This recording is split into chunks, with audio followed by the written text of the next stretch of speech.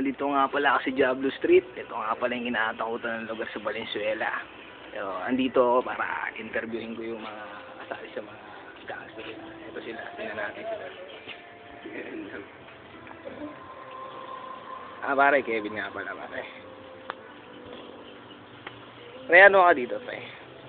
Siga kami dito, pre, bakit? Wala ba kayong gangster dito, pare? Wala kaming gangsta dito, pre, pero mga maangas kami dito.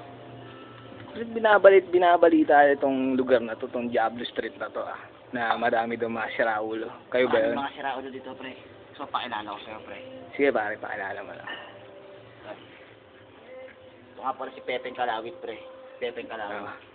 Pare Kevin, pare. Pre! Pre! Tara, pre. Ay, pare, hindi mo ako eh. Nakawilog ka rin. Lasing ka na, pare. May session ba ngayon, pare? Meron, pare. Bakit, kakasa ka ba? Hindi naman, pare. Hindi pala eh. Interview lang, pare. Sino siya, pare? Si Boy Kalabog to, pre. Pare. Kevin nga pala, pare. Ano pala alias mo? Ako si Boy Tusok, pre. Ayun, pare. Ayun, pare. Ano pa gusto mo malaman, pre? Gusto ko lang makita yung mga pinagtitripan yung mga tao, mga Sakto, pre. Sineswerte ka ngayon. May sasampo lang kami.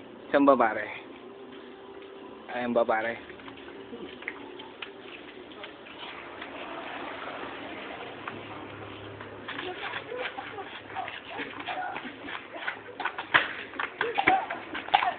Pare, wala ba sabit yan, pare? Pare, wala sabit?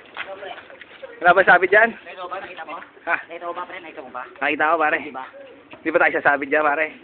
Ikaw, pre. Susa pa, pre.